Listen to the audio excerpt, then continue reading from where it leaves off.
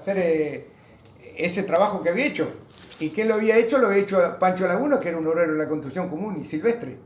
O sea, los milicos habían dicho que eso era un laburo...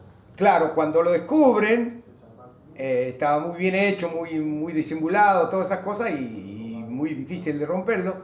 Y entonces decían que esa organización había contado con el trabajo de un ingeniero muy capacitado para hacer ese trabajo hecho.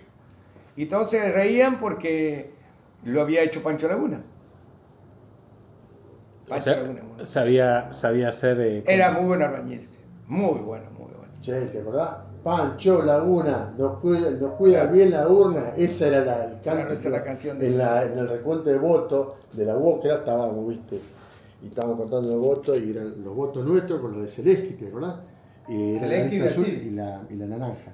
Y allá estaba el Negro Nieva, que vino con una banda, y te acordás, contaba Pancho Laguna, nos cuida bien la urna. Y eran esas cosas que o sea, no había ni pelea ni grito, que lo respetamos claramente. Y Zelensky, ¿te acordás que dijo?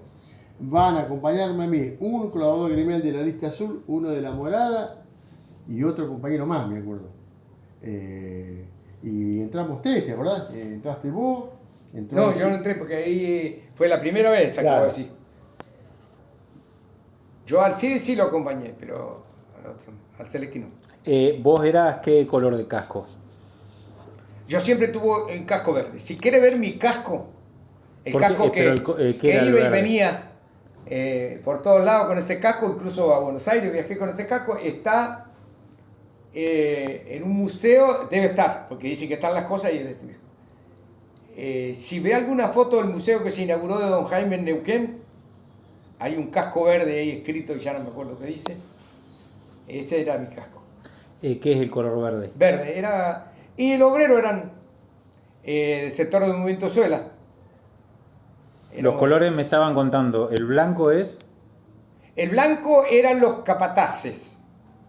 Un capataz estaba así. En la obra un capataz podía tener hasta 5 o 10 encargados de cuadrilla. O sea, tenía mucha gente bajo la orden. Ese era el blanco. El blanco. Después venía... Y el rojo era el encargado de cuadrilla. Que ese tenía 10, 20, 30, o 12, lo que fuera. Después venía el verde. Y los verdes eran obreros y azules, que no sé por qué, quién eran los de azules, no sé, pero de los obreros habíamos amarillos, azules y verdes. Ah, y el más popular, el más masivo era el amarillo. Me animo a decir que el amarillo estaba en la zona de lo que era armador de fierro, carpintero y albañiles. Y los verdes, yo estaba en el Movimiento Sol y tenía verde. O tal vez fue el montaje que me lo dieron y después cuando fui al Movimiento Sol fui con el verde. ¿Y en las negociaciones ibas con los cascos? Sí. Yo no sabía leer, casi ni escribir, y me iba con el casco. Y nunca me senté en la mesa, me sentaba en una esquina y había un diccionario y la ley de contrato de trabajo, el convenio de contrato de trabajo, y ahí empezábamos a discutir. Y cuando iban a hacer el acta, le decía, paren que esa letra, esa palabra, ¿qué quiere decir? Y me decían qué quería decir. No obstante eso, yo consultaba al diccionario si quería decir lo que decían, y decía, bueno, pónganla, y muchas veces le dije que no. Cristian Labrune, el esposo de Noemí Labrune, se mordía de la risa conmigo cuando yo hacía esas cosas. ¿Y te acordás que una cosa... ¿Cómo vos buscabas en el diccionario la... Usted me quería poner una palabra que yo no entendía en el acta. Una que te acuerdes, ¿cuál era, por ejemplo? Los ítems. En este momento no me acuerdo una en particular, pero había palabritas que usted no entendía. No eran directas, decir, les reconocemos tal cosa. Claro. Ahí usaban otra palabra y yo decía, no lo entiendo. ¿Qué quiere decir? Dígame. ¿Y quiere decir esto? A ver, espere, yo buscaba el diccionario. Si el diccionario decía lo que ellos decían, bueno, decía, pónganla. Pero muchas veces no decía eso. Yo decía, no, acá dicen tal cosa, así que esa no la pongan. ¿Y el marido de Noemí? Él era jefe de honor. Claro. Era jefe. A Cristian Labrune para el golpe de Estado no lo pueden sacar porque todo estaba en la cabeza de él. El Chocón, Planici, Doble la Lata, todo. No lo pudieron sacar. Eran dos súper inteligentes. Cristian Labrune y González Benéndez. El papá de un ingeniero, González Benéndez, que murió hace un año y pico en en Plotier. Era de la central hidroeléctrica. Un chico jovencito. ¿Te acordás de algún dirigente u obrero así destacado que hoy ya no está más? Recién nombraste a Pancho Lagunas, ¿no? Y de algún otro que estaba en ese momento y que hoy no está, que nos quieras contar algo. El obrero del Chocón, casi todos se han ido. No, digo de lo de Piedra, que estuvieron después acá, en la pelea con la UOCRA para mantenerla. ¿Qué dirigente vos recordás hoy que no está presente? Que no está presente. Claro, que haya fallecido. Monfil. Monfil es un hombre que vino de Santa Fe. ¿De dónde? De Santa Fe, Rosario, era de Ate. Era de Ate, Rosario, y vino escapado. Sí, había estado preso. Sí. Para el golpe de Estado.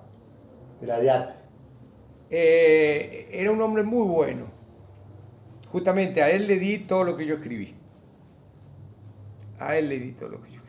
¿Y el Negro Ramírez cómo lo conociste? ¿Y el Negro cómo lo conocí? El Negro nosotros le estábamos haciendo una lista en contra a Zaleski y empecé a ir a Neuquén yo. Ahora, ¿quién me lo presentó? No tengo Tito la Gómez, memoria. ¿Ah? Tito Gómez. Tito Gómez. Claro. Y sí, a la casa de Tito Gómez iba yo mucho, sí. Y ahí empezamos a andar con él, a hacer la campaña. ¿Quiere que le cuente una anécdota?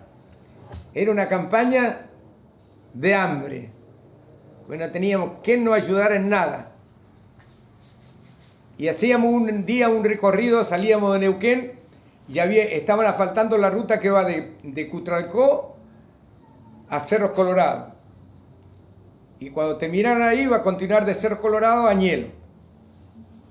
Y ahí había un campamento y de Añelo para acá había otro pedazo de ruta, había otro campamento. Entonces, o sea, a nosotros nos había tocado hacer la propaganda ese día en esos dos campamentos. O sea, teníamos que salir de Neuquén, ir a Plaza y de Plaza ir al campamento y del campamento seguir para la tarde hacer una asamblea en la otra asfalto que estaba de Añelo para acá. Ahí pegadito a Añelo. Y yo llevaba pardilla. Y el Negro, al ver la pardilla, creía que iba a comer un asado a todo culo en algún lado. Hicimos la asamblea en la hora donde estaba, porque llegamos temprano. ¿A qué hora fue la asamblea? Tipo 8 o 9, ¿no? Sí. Y fue bastante larga. Después, bueno, seguimos y hay un lugar que se llama Sausal Bonito. Ese pueblo, cuando en la época de Sobi privatizó, vendió el pueblo con las tierras. Después lograron que volviera a quedar sin efecto. Y entramos ahí a Sausal Bonito. Yo tenía unos compañeros que había trabajado con ellos ahí. Y no lo encontramos y íbamos a comer al lado del río. Hicimos fuego, pusimos la parrilla y que llegamos fideos blancos para poner arriba para calentar. Se quería morir el Negro.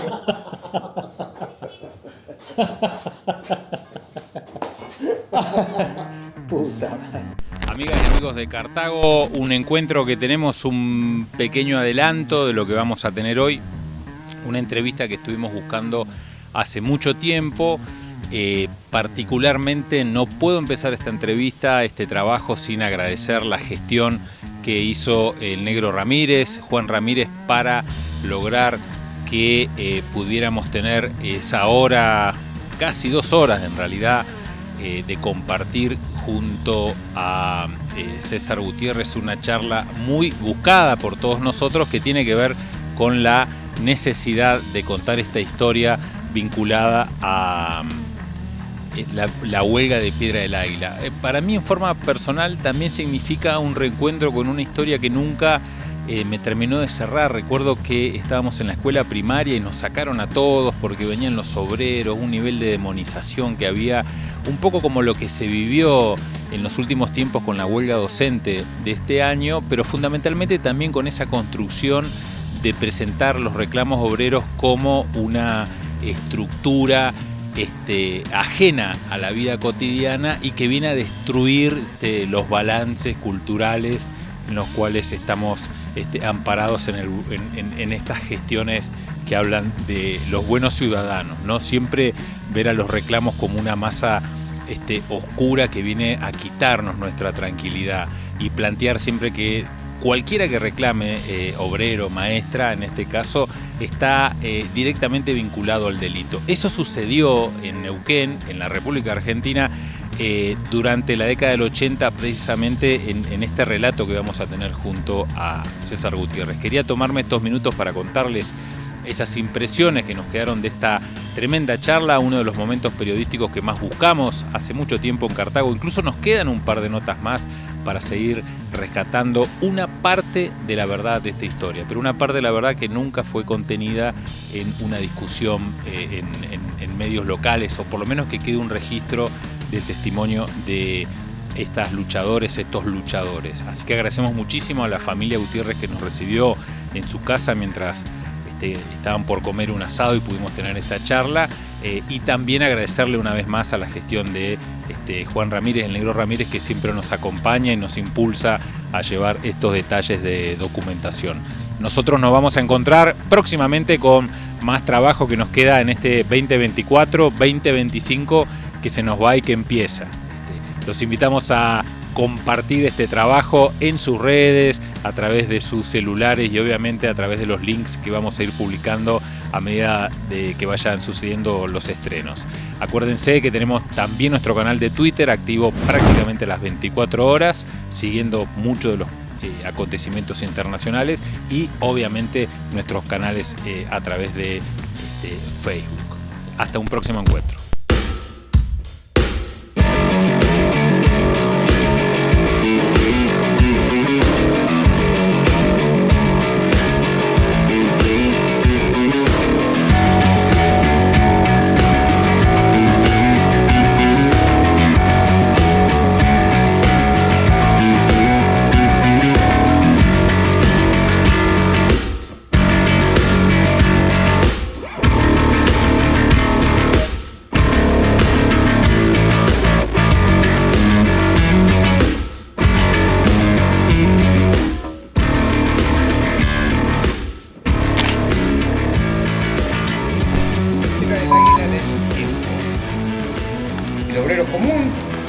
Tenía la familia en Cutralcó, en Neuquén, en Roca, que tenía la familia en Buenos Aires, que tenía en Tucumán, que tenía en Jujuy.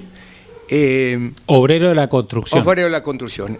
Por ejemplo, un obrero o un capataz, no los jefes, pero un obrero o un capataz que vivían en Piedra del Águila, para volver a Jujuy iban una sola vez al año.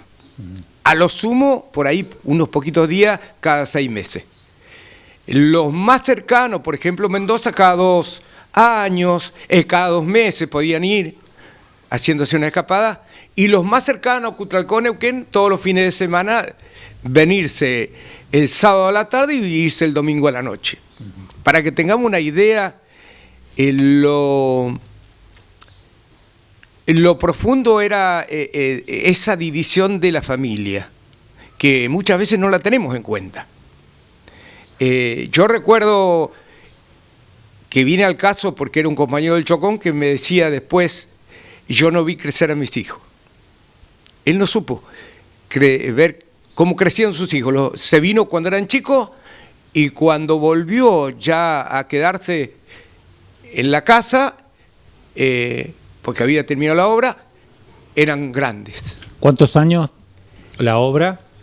Y la obra, lo que este compañero pasó fue alrededor de cuando yo vine él estaba, y ha sido el 69, 70 hasta al 78 por ahí. Claro. Entonces son muchos años. Y ese era uno de los sufrimientos que yo lo había vivido solo, pero también había perdido mi familia porque me vine muy joven y mis hermanas y mi madre quedaron en San Rafael de Mendoza. Y uno lo sufre. Y eso era lo que a mí más me movía, acompañarlos, escucharlos y ver otras cosas que por ahí a otro se les escapaba.